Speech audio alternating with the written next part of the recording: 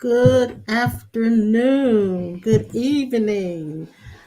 This is Cornerstone Life Center, and this is I am co-pastor Antoinette Tony Sawyer, and this is my husband. Who are you? I'm your this is your husband's self. Better known as Clifton Sawyer, Pastor Clifton Sawyer. For those of you who might be new, we are here for another live and in color heart-to-heart talk with our beautiful people. And Sandra is the early bird tonight. She's the early bird. She's the early bird. And Alicia's the second running up. And here comes Dee Dee in third place. Right? Hello, Joe. Hello, you guys. Hello, Joe. Hello, Jill, and Pat. Here comes James D. And we're so glad you guys are with us tonight. You want to ring the bell? Yeah, where's it at? It's right here.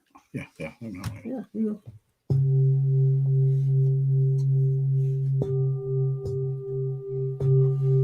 Let's see if you guys can hear me.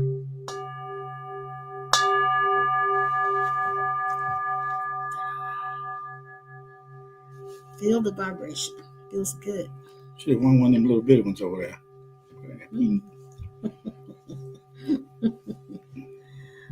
All right. Hello, Pearl. I was thinking about you today, sweetheart. Pray everything's going well. Here comes Judy. I'm so glad you guys are with us tonight. I have something I want to read to them, if that's okay with you. And then you feel free to jump right on in when I get done. This is something I wrote. It's been quite a while back, years ago, that I actually wrote it, and it's called "When My Seeker Fell Away." So maybe this will help some of you guys who have been kind of struggling with the flip-flopping of the mind and going back from the personal self into the pure essence that you are, flipping back and forth, that yo-yo ride that we often get on. So this is when I realized that I didn't have to live in that experience any longer. And here it goes. I've spent my whole life waiting for some event, a miracle to happen that will completely change me and my life. It happened once when I met Jesus personally through the Holy Spirit. While this advent rather than event was wonderful, I nevertheless came back down to earth in a few years. I now realize that I simply got tired of trying to sustain the emotional high required to feel close to God. Only a charismatic or evangelical holy roller would understand what I mean by that. Lately, I've been asking myself what it is that I'm waiting for. There is no event, person, or otherwise to make my life more than it is right now. I say that knowing that God does send messengers and miracle workers, but these long distance communications or relationships don't hold up. So I have resolved to settle down spiritually. There is no magic formula, no profound word, no experience with the non-physical world that will permanently satisfy me. I find myself in a place of contentment, yet without complacency. I have decided to stop looking and seeking for God. If He is real, and He is, He has to be here already, so close to me that I can't see Him. In my breath, in my tears, in my laughter, in the sweat of my body, in the thoughts of my mind. I love Him as I see Him in those aspects of myself and in others, in life in general. It's wonderful. It's liberating to have finally found God. I've been missing Him all along because I wanted to see Him and experience Him as an altered state, something out of this world. While I still believe that one can experience absolute bliss in His presence, I now know that He is always present, even if the bliss is not. I have also begun a deprogramming from being afraid of evil somehow penetrating my spiritual force field. This deprogramming began as I came to realize the evil can only attack me if I give it a body. Through my imagination, which is God's power, I often embody my fears, anger, and sadness. These thought created personalities, or rather subpersonalities, are my own doing. So Satan is but an elemental thought of separation and powerlessness conjured up by the thinking mind. That doesn't mean that he is not real. It just means that he's real to those who keep him alive through their belief and imagination. Everything in me at one time resisted this truth, for it put me on the opposite side of the spectrum of fundamental Christianity. I, like so many others, believed that only Christians had the truth about God, the devil, heaven, and hell. The truth is, none of us really know, and all of us only have a small speck of knowing. There is much more to this life than being good, being popular, being accepted, etc. There's a sense that everything is okay, and I'm okay, and you're okay, and all the fretfulness is simply unnecessary. Mm-hmm. It feels good, and feeling good is feeling God. My quest now has narrowed drastically to simply pursuing the best feeling that I can possibly have for the moment. So, wherever or in whatever situation I find myself, I simply move toward peace and joy inwardly. If that means I must forgive or apologize or submit or be quiet without hurting the one who desires to hurt me, then that's what I do. I find myself watching mostly happy shows and movies, listening to only peaceful and uplifting music, reading only that which inspires me, enjoying nature, enjoying good fellowship, shunning drama and antagonism. These behaviors and mannerisms are not practiced, at least not any longer. It's just that I no longer desire that which makes me feel bad anymore. So it's become second nature, not a law or religious duty to live the good life. I dream of goodness. I even fantasize all good coming to me, happening to me and for me. As it happens to me, I do everything I can to make it happen for others. I have found God, and in so doing, I have found my own soul. It is no longer lost. God has the power of individualizing himself. Therefore, we are God individualized, complete, wanting nothing, possessing all, fearing nothing, one with everything, individualized, undivided, never separate from him. I am the presence of God at the point where I am. The Son is born again in me. I feel no guilt and only small amounts of dread. And that's only when I have to do those things required of me as one who carries the title of minister or pastor or whatever. When I can see myself as none of these, yet function as all of these, I am free of even the slightest tinge of dread. So mostly I'm happy and content. My mind, on the other hand, has a million questions and is constantly trying to figure out what to do. But I know there's nothing to do but live and love God and forgive others and forgive myself when I do stupid things. I'm just glad that God never changes his mind about me. He is awesome. The love of my life, he is. And that was my seeker falling away. Mm-hmm. And that's what happened to me. Okay.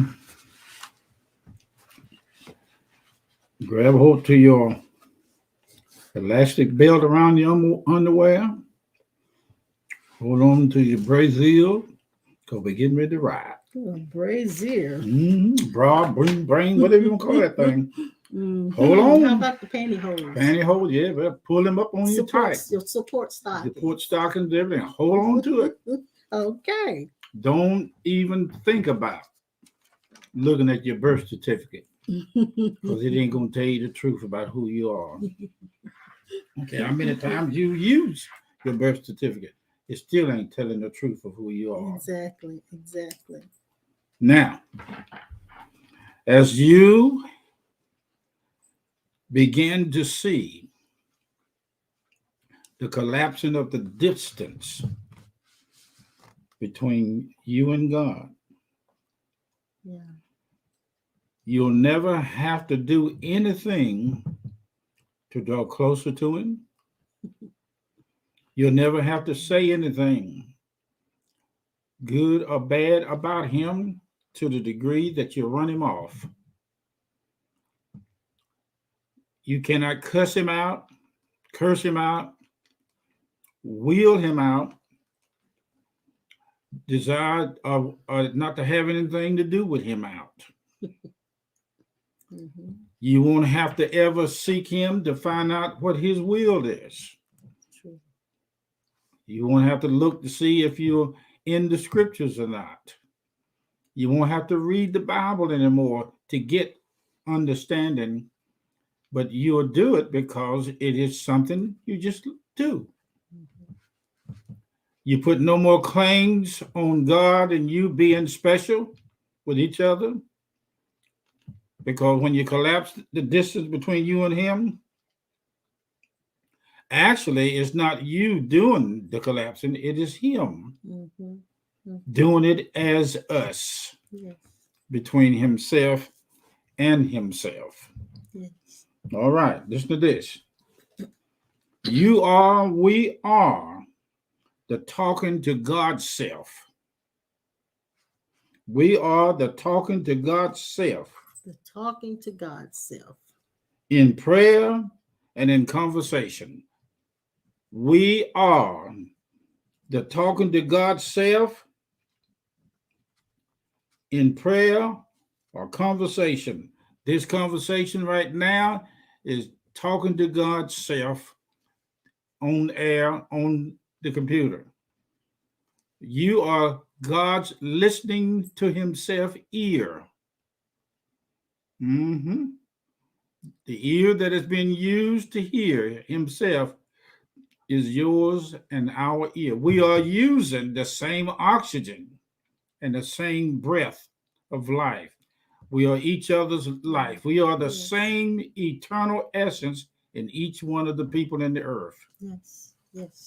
One of the things that struck me when I realized, it took years. He said to me when I first was introduced to Him in the separate and apart identity as twos and threes, I have yet many things to say to you, but you are not able to bear them yet. But He said, there will come a time when you will have to, and you are ready to hear. I didn't know that at this point it was going to take 50 some years, give or take a little, for me to find out, why did Jesus appear to me like He did when I first saw Him? I didn't have an idea that, first of all, that Jesus and you and I are His self. Yes. I'm making some strong statements, but to me it's normal. Normal. It's what it's supposed to be. If we are here, then He's here. Now listen to this. I didn't know that I didn't even have to get saved for Him to be me. I didn't have to go to church for Him to be me or you. Exactly. That is a radical sin that can only be produced from beingness. I didn't know that all love, pure love, is God's love through me and you, loving Himself. Mm-hmm. And it's not narcissistic love. Mm-hmm. It doesn't matter what vessel or being or entity it comes through either.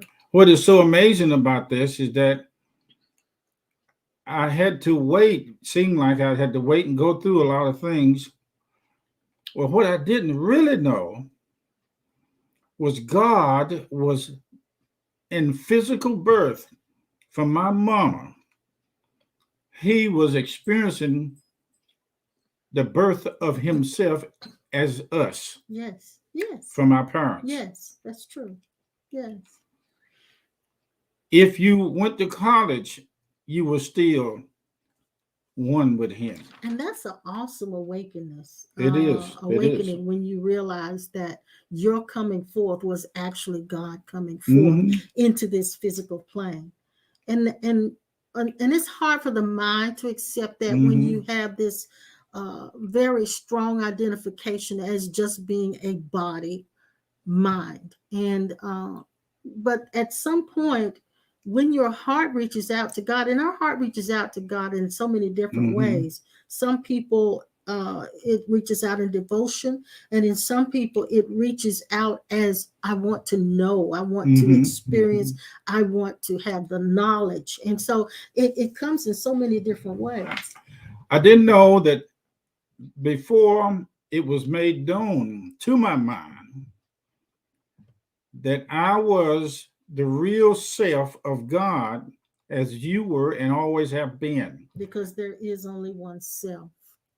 Now, you take those of us like we were when we started out, we read the Bible and we did everything that we could. Because we thought we had to. And then partly because we were hungry for more understanding. Now, what I'm talking about here is what we've always said. You can move beyond faith. I hear somebody say, I don't believe like this. I don't believe like they do. I believe this. I believe that. Well, you know, when you said that, that's so true. And when we say you can move beyond faith, we're saying you can move beyond believing, the land of belief, into the place of awareness. And that awareness of who, like you were mentioning about the people who had the near-death experiences, you often hear them say, I saw my spirit come out of my body. And so we ask ourselves the question, well, who was it that saw the spirit come out? There you go. Who was the I that saw the spirit come out? Obviously, you weren't that soul or spirit, and you weren't that body. So what was the I that saw all of that happening? In my neighborhood, there was a store, a neighborhood store that was right next to my house, side by side. I mean, it was probably just was in a house. Yeah, it was. It was. In our neighborhoods, they put stores in houses. I remember when that store was made like a house, she said. And it was right there on the same corner, same block that I lived on. Now, the original owners of the store was the parents of the young guy that took it over. They got so old and well up in age where they could not continue to run the store. So they gave it to this man named Garvey. Garvey was a lot of fun, and please hear me. What we are talking about now was nowhere to be found in my conversation. I used to go to the store and be in the store with him. When somebody come in the store and they ask for certain canned goods, he would say, Cliff, go back and find that for me. They didn't have to go back there. I was always there to help him go back there in the back. Whenever somebody needed a soda out of the soda box or cooler, I'd always open up and get it for him. So somebody you were the gopher. Yeah, that's right. But one day things got a little rough on Garvey, and he didn't know whether he's gonna be able to keep the store that his mother and father gave to him to run. And he said, he just come out and said, he said, I believe I'm gonna have to shut down. I believe I'm gonna have to let the building go. And I stood there and I couldn't understand.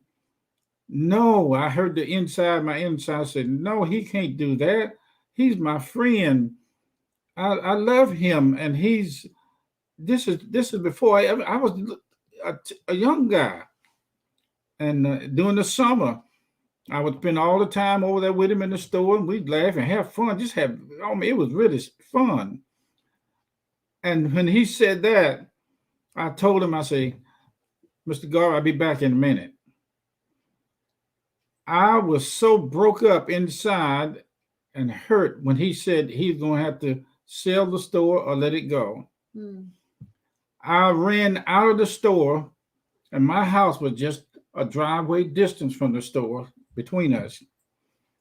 I went in the house and got on the bed. My bed was right there next to the window where I could see the store. I almost stick my hand out and touch it. Oh. I got up in the bed and cried. Oh, it was so much pain. I felt the pain and the hurt. But just the idea that he was leaving. He wasn't going to be there anymore. I got it all out of me.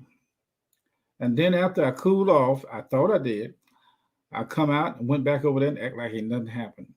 But nobody, my wife is the first one, I think that she heard it. I didn't ever, no one else in the family, nobody knew anything about what was going on in my relationship with him. I had somehow or another, I had taken up with him. Mm-hmm. Had a bond. I had a bond between him. Mm-hmm. And I can see his face now. His last name was Pardue. His name was Garvey Pardue. And I cried so hard, and it's like I was losing my best friend. And I didn't know anything about what a best friend was, but that happened. Now, I didn't know until I found out that our mind is the part that says it is us. Yeah. The mind wakes up like it is us. Yes. The mind is what went through everything that was going through growing up. It was the mind that was trained and conditioned to be a me or you or an us. I never thought that in the midst of this identity of mine, that my emotions, feelings were also joined in with the mind to believe that it was the real us. Yes. It never dawned on me that the real me was watching everything. Which is awareness. And you were aware, just aware. And when that's why a lot of spiritual teachers call it the body mind identification. We're not saying it's the mind plus the body. We're saying it's the mind of the body. It's the mind that's only relative to the body. It only relates to things of the physical. It doesn't relate to anything else. Every morning, as a little boy, I'd get up and go outdoors and play with my toys. I didn't know that the mind was identifying with that. The mind actually was pretty much managing most of it. But except when you were being absolutely present.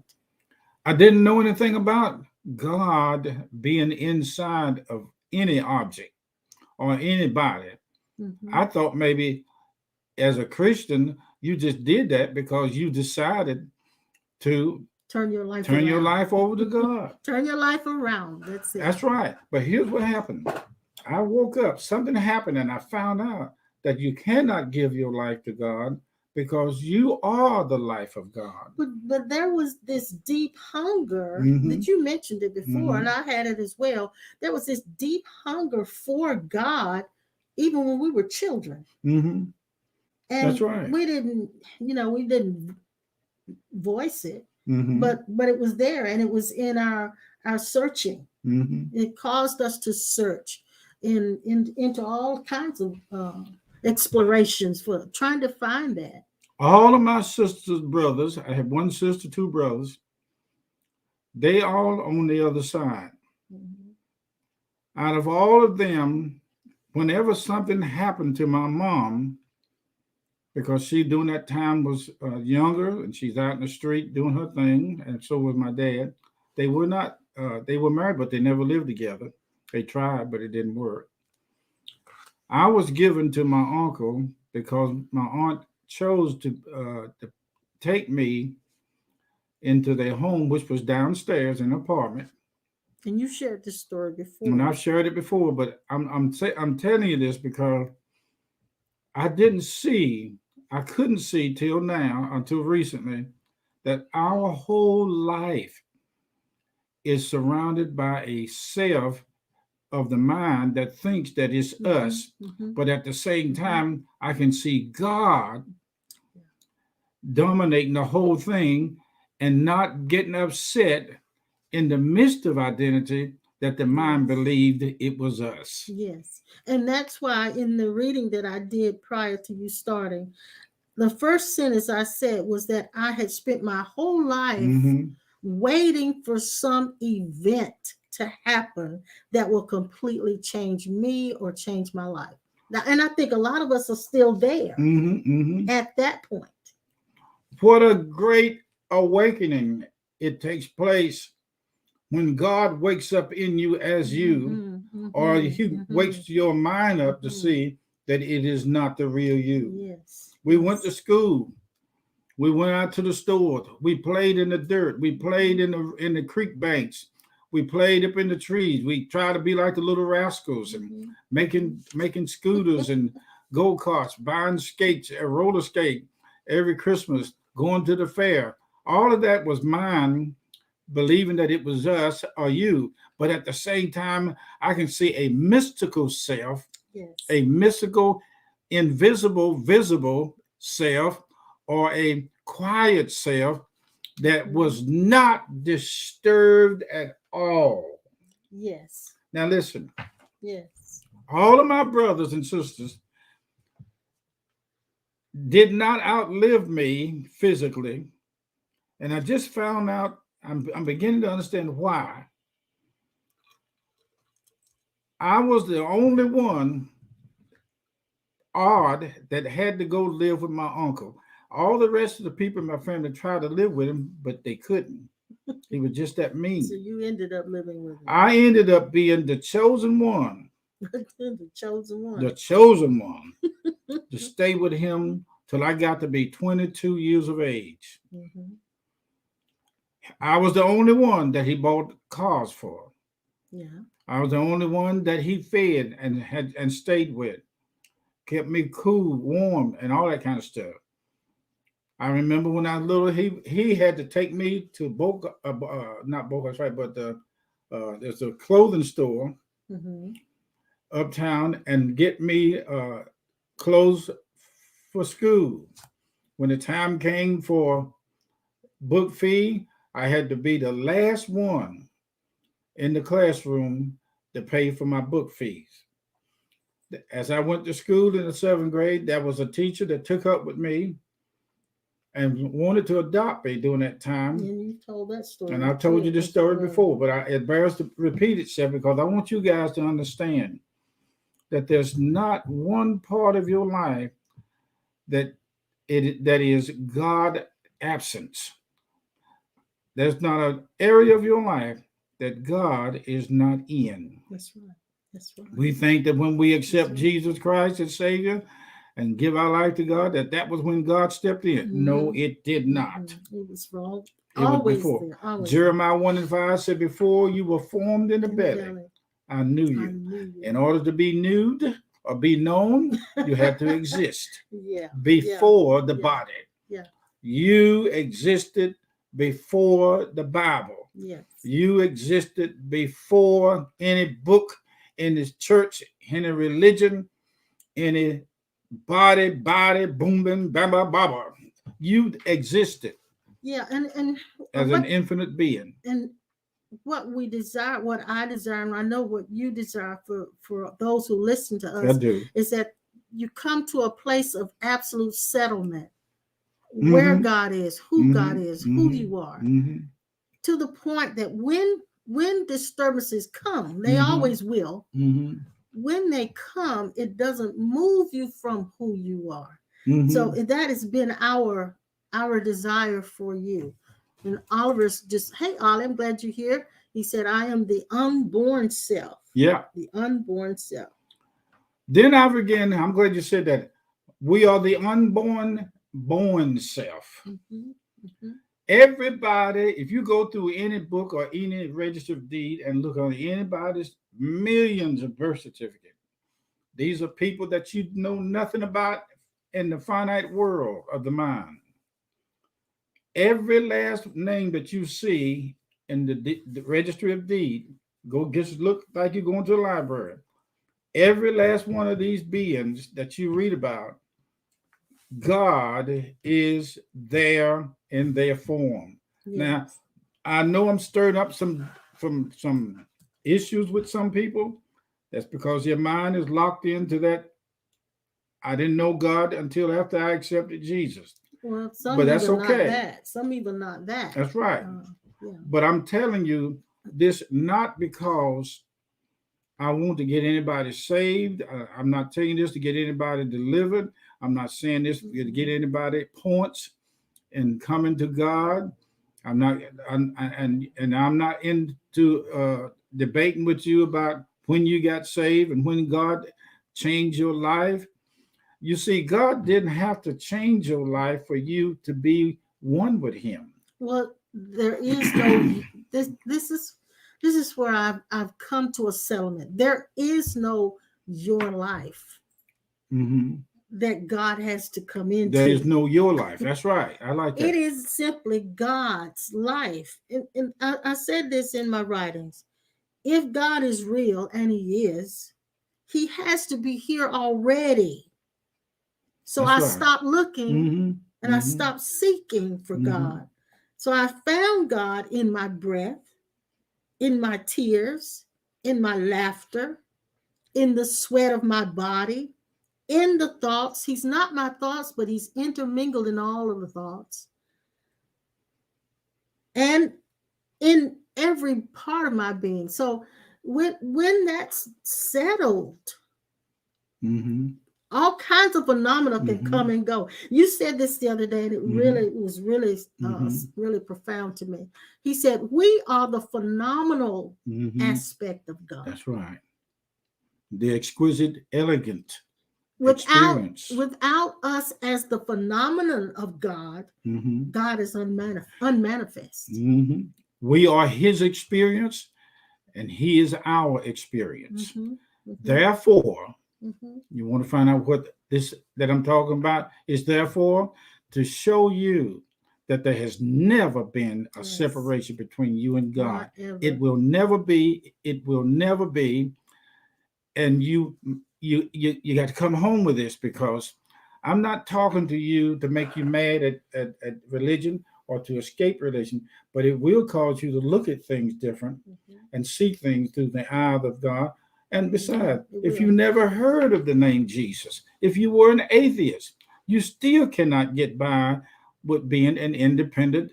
I don't believe in Individualized. God's self. You cannot get around You being an can't. There's no way. individualized Mm-mm. You phenomenon cannot. of You that can't is do it. God. That is all you are.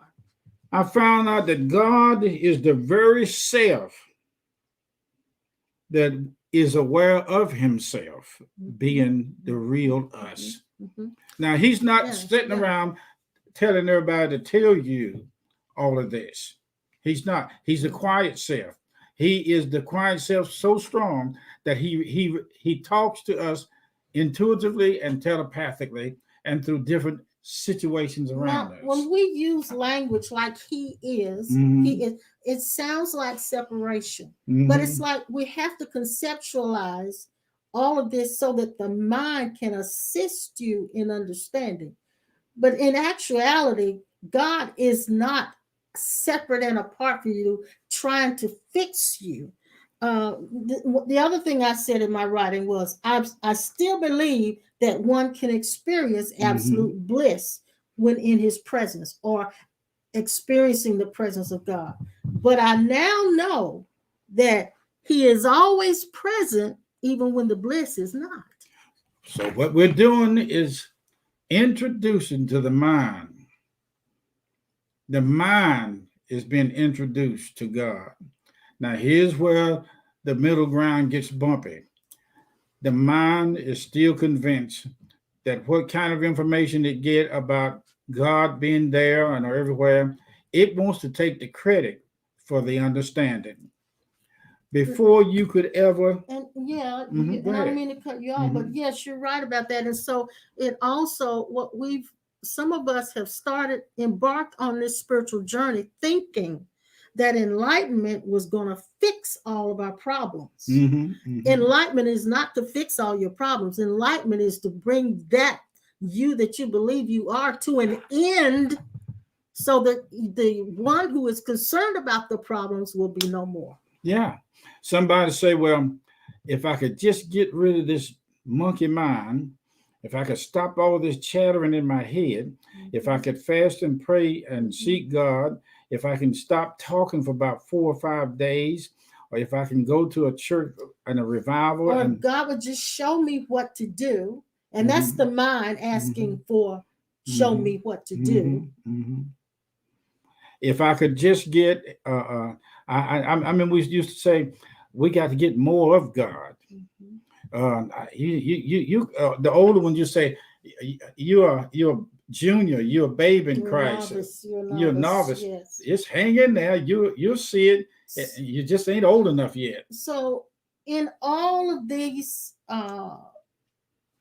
journeys and paths that we find ourselves on, most of us are looking for a utopia. Yeah. We're looking for a perfect world to come out of our awakening and to come out of our search for God and our finding of God. And then we miss the miracle. The miracle is God is in the midst of all of the stuff. And all the stuff. Yeah, all the junk. Like I said, you heard me say before, I don't want to change. I don't want anything to be different.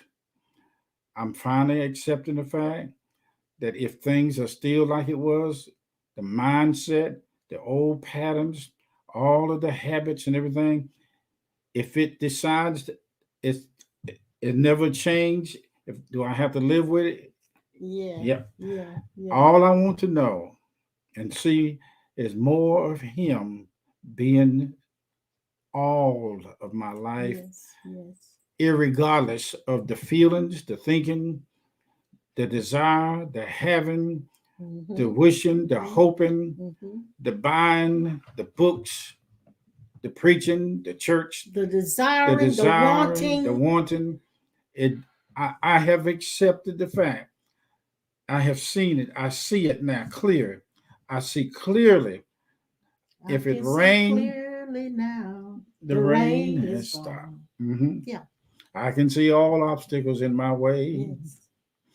All of these things are things. Now, this is what I'm talking about coming home.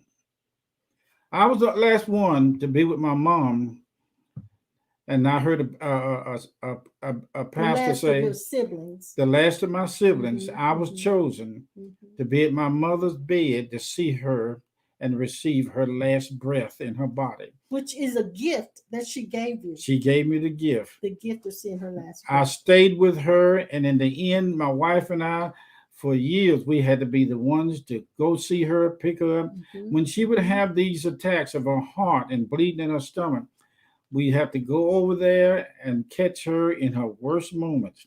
She'd come through it in the ambulances, falling into the emergency room.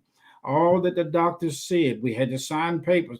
We were the last of the siblings that had to be there. And I have to tell you, and that was not a pleasant time for us, was it? No, it was not. It was a very difficult time for us.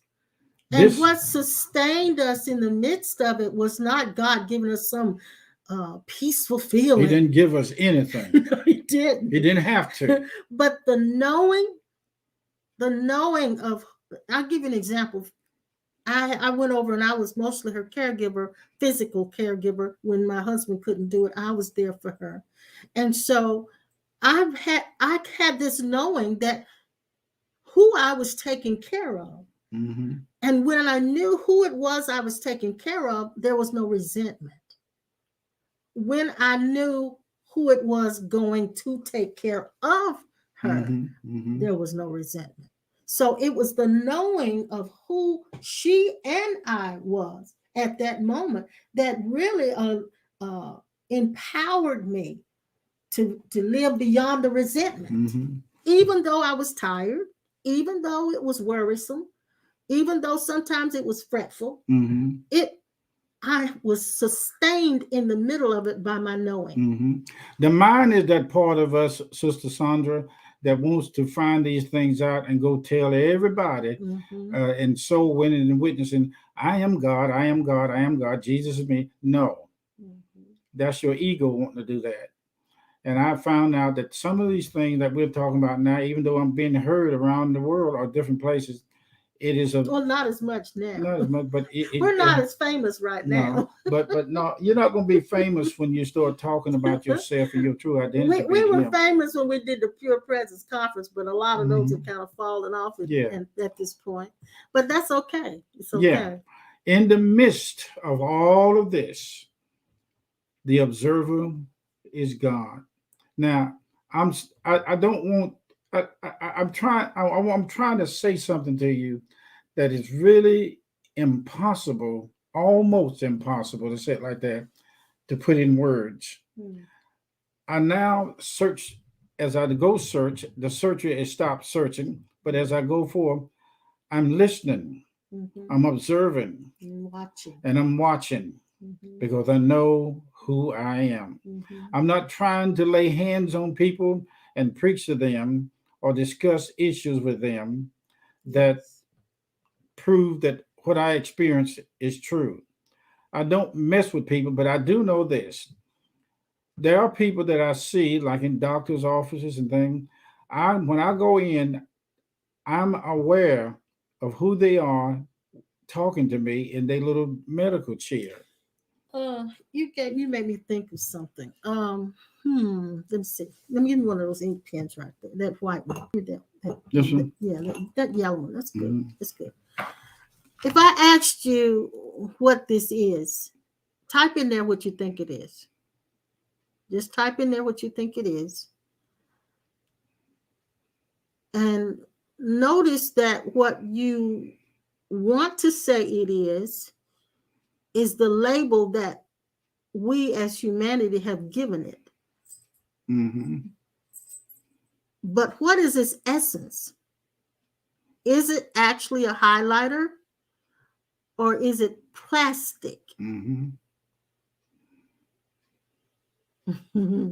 it a highlighter, what we named it, or is it its essence, which is plastic? Plastic and color. That's what this is. Its essence is plastic and color. We name it highlighter. And we get lost in the names and the labels and the tags. We get lost in those. And that's what keeps us from seeing our own essence. We get lost in our labels and our tags, the things that have been added to us, that pure essence. We are the life of God in everything in the universe. We are the life of God. Yes. Let's go in from saying, I am the presence of God. True. But let's kick it up a notch. We are the actual life. Yes. Watch this. We are the actual life that was inside of Jesus Christ's body. Yes. And everybody from Genesis to Revelation, even we are the life of the founders of the Course in Miracles. Yes. The life of every sacred text. And so what we are doing tonight and what we've been doing is telling you what you are as the essence. And overlooking all of the labels and the tags that have been added to you. That's what we've done with ourselves. We're overlooking, transcending the labels and the tags and the roles that we play, the functions that we carry out. We are not those things. We are the purest essence, which is God itself. If I was to take what is that thing that doctors use to check your heart with when they listen to it? The stethoscope. Stethoscope. stethoscope. Stethoscope. A scope, and listen to your heart. He would be listening to the pulse beat of Christ. Yeah. The red, yellow, orange, gold, and blue colors around everybody's heart is the life of God. Yes. Yes. I saw it on an electrocardiogram or something like that Mhm. in a doctor's office. He was checking my wife's heart, and I saw the colors of the Which is Christ the heart. energy It's the energy. and the colors that. Right. Yeah. Yeah. Each one of us is God's infinite self Yeah. talking to himself. Yes, sir. We're Yes, sir. talking to him. We're talking to ourselves now. I go into this awareness, talking about this kind of stuff. If I come back and talk again on the next class session and say this over again, I don't find anything else more important to talk about than this. I know that there are some people in their left brain reasoning, sophisticated reasoning, can out scripture me, out quote Bible verses. We're definitely not That's eloquent okay. or experts. That's true. I find no reason to fight and to resist. The true life of God is us. We are the life of God, and everything God as us is playing. God as us is playing a waking up from sleep game. Let me say it again. God as us is playing a waking up from sleep game. Wow. We never cease to be because God never ceases to be. Yes. Now, I want to say this as well, that I know a lot of people, one of the last things I think, beliefs that I think to go is the belief that there is evil. Because we see so much negativity, and so we try to find a way to describe and what's the meaning of it and why it's there. But this, I want to read this one more time. What I came to, where I started a deprogramming process, the process of deprogramming from being afraid of evil, that it would somehow penetrate my spiritual force field. There are some of us who are still struggling, trying to keep our lives perfect. And having in the back of, maybe not in the forefront of your mind, but in the back of your mind, believing that there is some entity trying to destroy you, trying to keep you from your good. But this is what I came to. The deprogramming began as I came to realize that the evil can only attack me if I give it a body. Through my imagination, which is God's power, I embody my fears, my anger, and my sadness. These thought-created personalities, or rather subpersonalities, are my own doing. So Satan is but an elemental thought of separation and powerlessness conjured up by the thinking mind. That doesn't mean that he's not real. It just means that he's real to those who keep him alive through their beliefs and imagination. Wow. As I began to investigate into this goings and comings, I found out that God cannot go and come except for in the finite mind. Yes, yes. Okay. Oliver had a very good comment. He says, those things, labels, and body identification in and of themselves are becoming depressing over time. Yes. Sit down in your seat. Sit down into the right hand side of God in your right brain. Gia Taylor had an experience. She was a professional physician, and she had the experience of a stroke in her body. This lady's left brain was completely paralyzed, and the only thing that was functional was her right brain. She found out in the right hemisphere of your head, the right brain, that part of us is eternally connected to the infinite.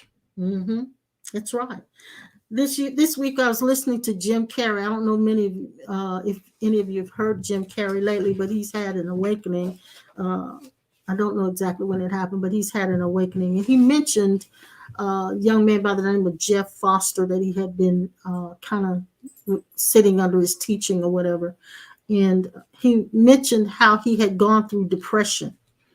And everybody thought he really lost his mind. Mm-hmm. They really didn't understand when he had the awakening experience and he said it out loud and said it in Hollywood. They really thought he had lost his mind. But he said depression was defined like this for him. He said depression was the need for deep rest from the identities and characters that he had been playing.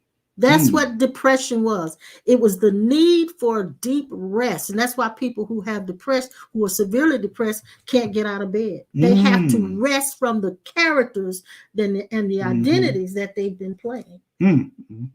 They've had enough of the phoniness and the fraud and the false faces and all of the actors that they've been. When you go into the box, like we use metaphorically speaking, some of the things that we said would automatically be blasphemous, and demonic, and all that kind of stuff. It's okay. I finally heard the words intuitively, telepathically say, "It's okay." No resistance. I finally understood, and I cannot emphasize the details about this. I finally understood where homosexuality and all that stuff come from. That the church, he even showed me about birth and abortion and all this stuff. He showed me the truth behind where all this came from. And it's not about evil. It's not about good. It's not about taking sides and not taking sides. All I can tell you is that it was explained to me personally, the whole thing. And now that I can see things different. You're looking through a different lens. Christianity would not allow you to say some of these things that we say, and I'm not coming against them either. And it won't, because your vision is colored by all of the doctrinations, judgments, legalism, all of this stuff, until you can't see clearly. That's right. And so when that falls away, when you dare to go against the grain and become neutral, you see life totally different. Some people would say, I was talking to a brother long years ago about some of these things, and he said, you need to go down to Charlotte, North Carolina, and get this deliverance preacher to lay hands on you and get some of that stuff cast out. And I just don't. I'm not interested in that now. I'm not interested in people's opinion. You have a right to give them if you want to, but all I know is that when I look at you, I know the truth. Who's inside that body?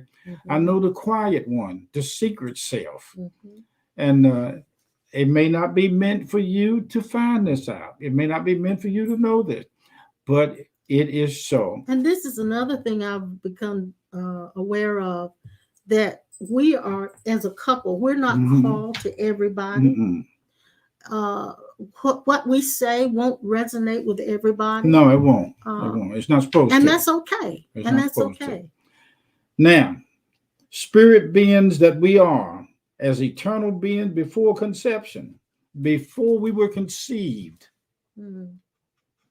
before we were conceived, before our body was formed, we were eternal beings. Yes. And will always be that. You cannot wash it out, rinse it out, squeeze it out, shoot it out, beat it out, run it to death, drink it to death.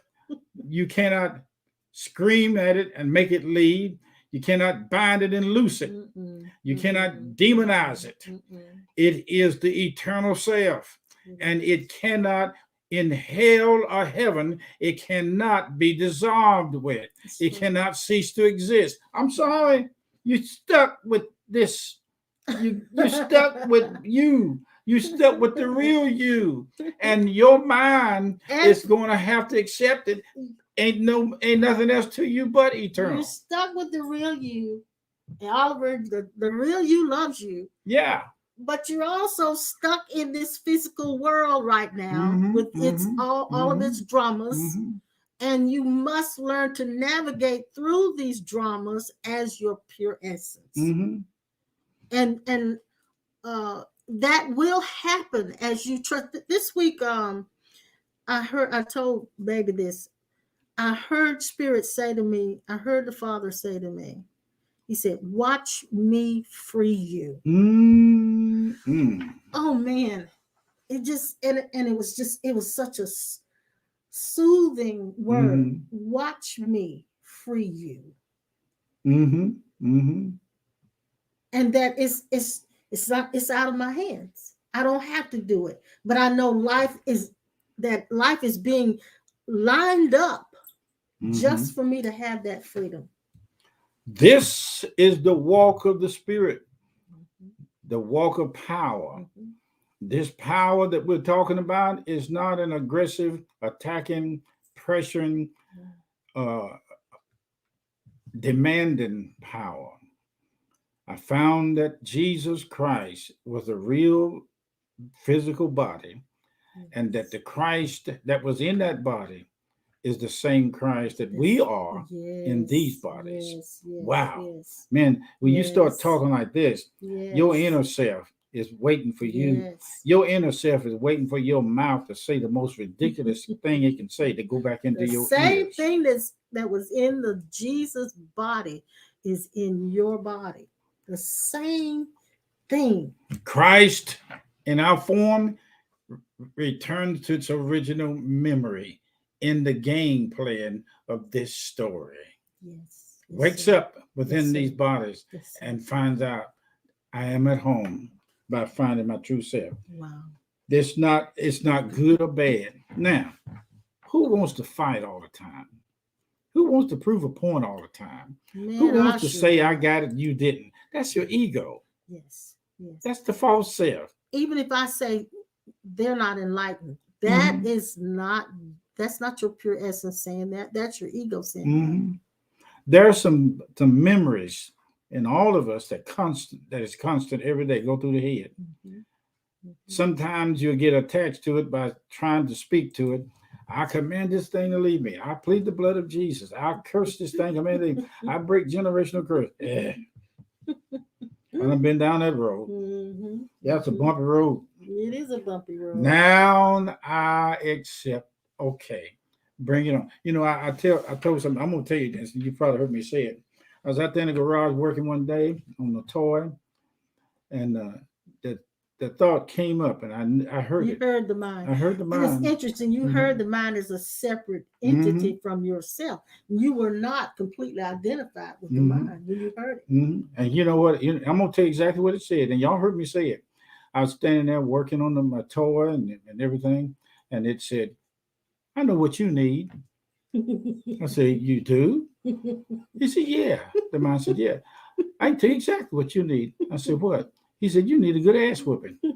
I said, really? And that's that demon mind. Yeah. I said, really? That's the demon mind. Oh, I said, are you going to give it to me? I said, can you, well, then what you waiting on? Give it to me. I challenge you. Give me an ass whooping if you want to. Go ahead. I don't have any problem with that. Or are you man enough to put it out there? And it just stopped. I said, if that's the best you got, come on, I'll take it. He didn't say no more. Oh my God. But at least you had enough distance between you and the mind Mhm. for it to address you as you. Mhm. You were not Mhm. completely Mhm. identified with it. And the problem has been for many of us, we are completely identified with our mind, so that when the thoughts come through, we believe it's coming from us. And we dive That's in. right. And That's we right. dive in. And our time is up, baby. Oh gosh, I'm getting ready to go for another one. Well, Lord, go for have mercy. another one. Right But quick. now, Just go for another one. all of these things happen so we would experience what it is like as spirits and in a playing game world, and use the role of a false identity in order to get salvation. Salvation is only for that part of us that can't believe that it is one with God. Can you use another word besides salvation for those who are not Christian based? Okay. Giving your life to God, living for Jesus, living for God, that part of us is sown into this dimension as a challenge and as a course to bring our awareness around to the truth that we are and have always been the salvation of God. The saving grace of God is what we're made out of. I found out that the power of grace, of presence, is who we've always been. We return to our original memory. Yes, yes. Our original self. It's only a movie. Yes. But I'm not going to overemphasize the movie and the story, because there are some things in this world that seem solid and real. But you're going to find out that there's not anything more solid than your true identity. And the story is always going to be there, but we are the background that holds the story. Yep. We are the screen that has the movie playing. And it never has, and that's the essence. And so sometimes that's why I showed you this highlighter. Is we have trouble moving past the label and the tags and the names that we give things. Even with ourselves, we have trouble moving past the tag of being a female, or being a black, or being short, or being tall, or being whatever. We have trouble moving past those visions of ourselves into and moving to the point where we see the actual essence that we are. And that's what we're saying. That's all we're saying. You are the essence of God, coming and going, up and down, inside and out, right or wrong, mad or loving. You are still the essence of God. That's right. Thank you so much for listening to us. We'll come back again on Sunday morning, and we'll talk some more of this mystical stuff. But the more you discuss it, the more you talk about it, awareness increases itself in awareness. Yes, thank you for the we gifts. Love you guys. Thank you for the gifts that you've given and the support that you helped us with, and being able to keep this going. And we thank you so much for the stay in Christ self that's has always stood with us from day one. Thank you again. We look forward to seeing you on Sunday morning. Keep your plane flying high.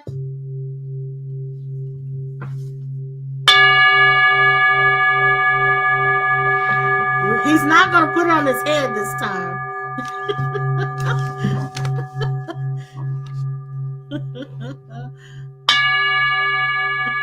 There you go. Thank you again. See you next time. Have a blessed week, good week. Whichever way God wants to reveal it to you, take it. Watch him set you free. Shake it and take it. Watch him free you. Watch him free you. See you later. Bye-bye.